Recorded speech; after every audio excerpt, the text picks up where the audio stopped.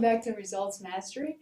Eric just got done sharing with you about level 1 and level 2 evaluations. So we're going to move on to level 3 evaluations. What are people doing? What are they doing differently? So we're going to look at some of the behaviors within the level 3 evaluation.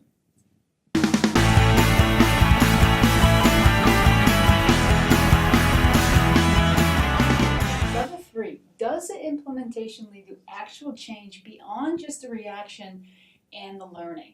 So it measures their behavior.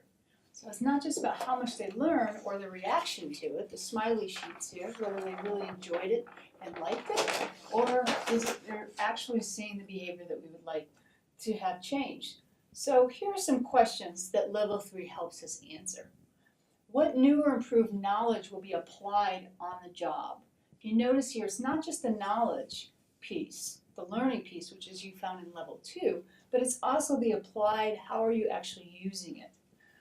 What new tasks, steps, actions, procedures, guidelines, or processes will be performed? Again, here's the actionable step here, the actual behavior that we're looking to implement.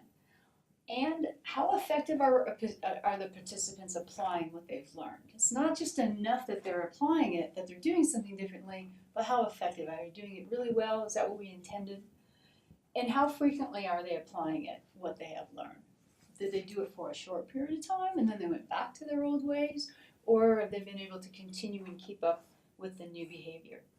And if they are applying what they learned, what is supporting them? Sometimes we need to look at what is supporting, or if they're not applying it, what do they need? Maybe perhaps they're not getting the resources at the time in which to make that change. So one last question here. If they're not applying it, what they have learned, why not? Can we look at that? Is it something that we've missed in the process or in the steps? Is there a resource that they are not getting from us, or is it just bad timing that we implemented this initiative and people weren't ready for it? So there's a lot of questions that we could dive into here that would explain it. Other considerations, which particular job behaviors and or competencies are expected to change as a result of the training program? Sometimes we measure changes that we didn't intend to have happened. So what is it that we would really specifically like to see? And is the data on these job behaviors and or competencies currently collected? So do we have performance evaluation measures already? Do we have an idea of where people are currently? And for example, if we're looking at sales numbers, if we know what somebody's sales numbers are and we're looking to increase it by 30%, we would like to know where they started in order to know what the behavior changes towards the end of the initiative. Okay. So where do we start and where we started and where we finished. The other factor here is time. Keep in mind that when we're looking for behavior changes and people have learned something, it typically takes about 3 months for that learning to really get grounded in, for people to dig their heels in and start to change. So if we do an evaluation here at level 3 and it's too early, it might not give us the data that we're actually looking for. It might give us some false outcomes there. It might have to wait a little bit longer.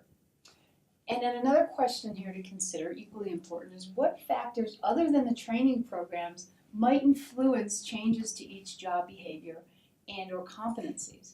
We might put an initiative, for example, together, and then all of a sudden some changes in our system took place. It may get in the way of people performing their jobs, or there may be things that came along after the training which might have really influenced the change as well. Could be a change in leadership. There could be many little factors that we need to consider for reasons for the change in behavior.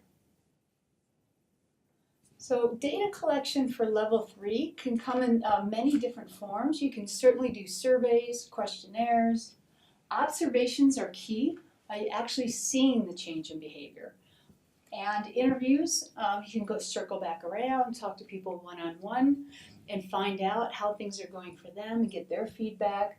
And focus groups are a great way too if you want to bring a whole group together, if you're expecting maybe some team behavior changes, and get people to be able to talk about it and see what went well and what didn't work well.